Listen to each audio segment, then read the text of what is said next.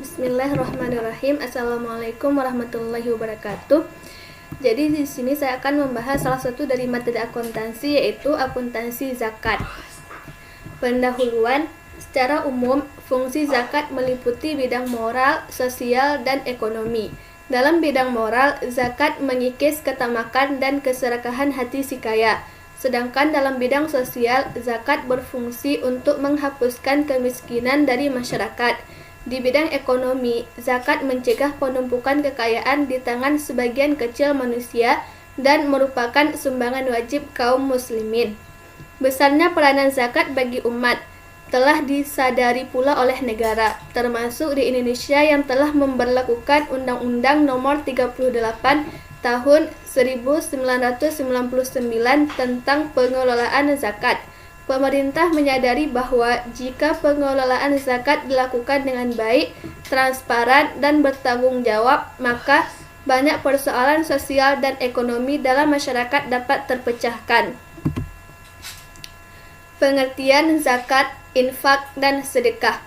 Dari segi bahasa, zakat memiliki kata dasar zaka yang berarti berkah, tumbuh, suci, bersih, dan baik.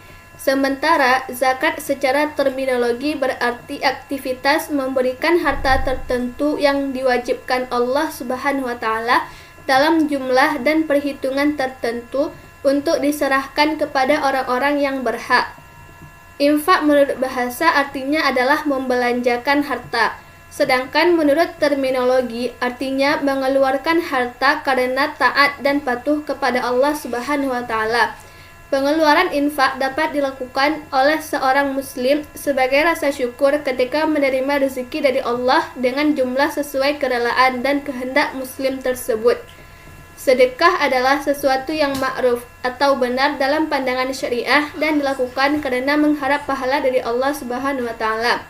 Sesuai dengan hadis Nabi Muhammad SAW yang artinya setiap kebajikan adalah sedekah. Hadis riwayat Muslim. Sumber hukum zakat. 1. Al-Quran. Terdapat di dalam Quran Surah At-Taubah ayat 203, Quran Surah Ar-Rahman ayat 39, Quran Surah Fussilat ayat 6-7, Quran Surah At-Taubah ayat 60. Kemudian 2. Ada sunnah. Selanjutnya syarat wajib zakat. 1. Islam. 2. Merdeka. 3. Memiliki suatu nisab. Syarat-syarat harta kekayaan yang wajib dikeluarkan zakatnya atau objek zakat. 1. Halal. 2. Milik penuh. 3. Berkembang. 4. Cukup nisabnya. 5. Cukup haul. 6. Bebas dari hutang. 7. Lebih dari kebutuhan pokok. Selanjutnya, orang-orang yang tidak boleh menerima zakat. 1. Orang kaya. 2. Orang yang kuat dan mampu berusaha untuk mencukupi kebutuhannya.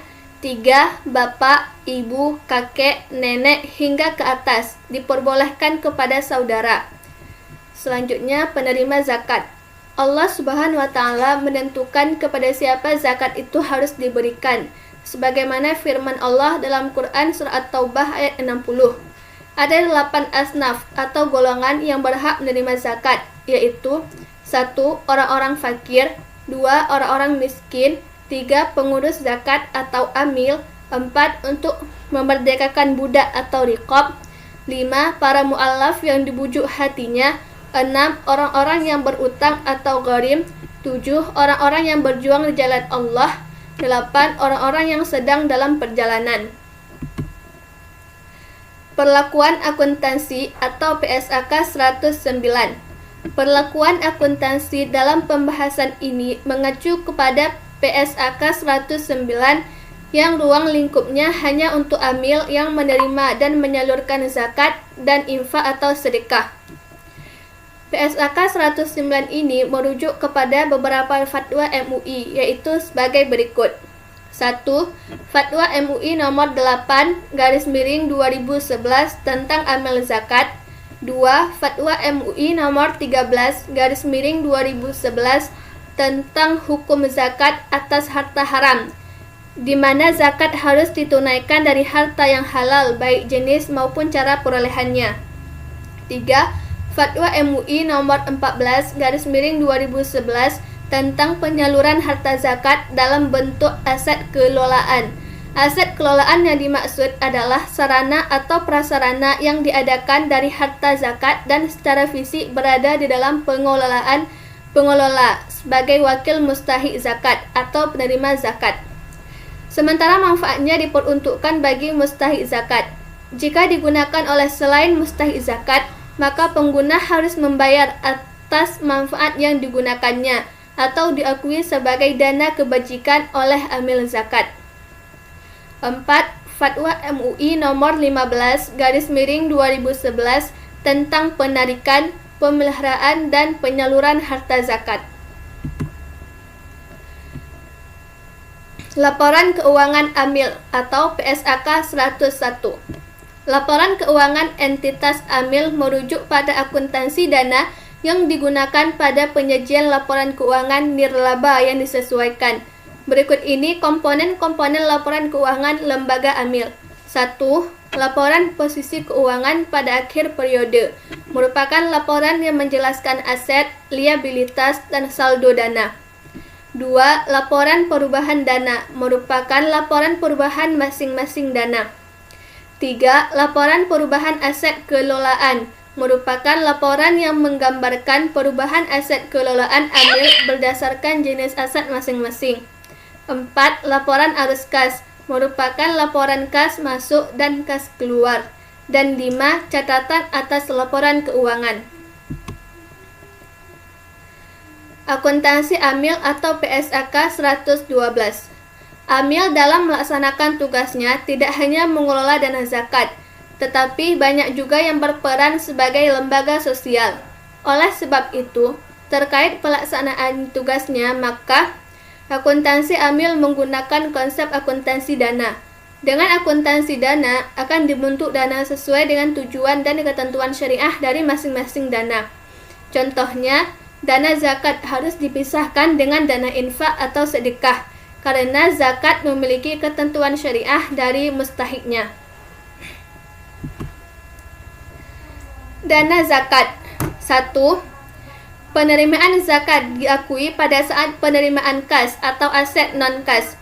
Penerimaan akan diakui sebagai penambahan dana zakat sebesar jumlah yang diterima jika berbentuk kas, dan sebesar nilai wajar jika yang diterima adalah aset non-kas. 2. Penurunan nilai zakat diakui sebagai pengurang dana zakat jika tidak disebabkan oleh kelalaian amil, dan diakui sebagai kerugian dan pengurang dana amil jika disebabkan oleh kelalaian amil. 3. Zakat yang disalurkan diakui sebagai pengurangan dana zakat sebesar jumlah penyaluran jika pengeluarannya dalam bentuk kas, dan sebesar nilai tercatat jika disalurkan dalam bentuk aset non-kas pada saat telah diterima oleh mustahik. Jika disalurkan melalui amil lainnya, maka akan diakui sebagai piutang penyaluran dan akan berkurang saat diterima mustahik. 4.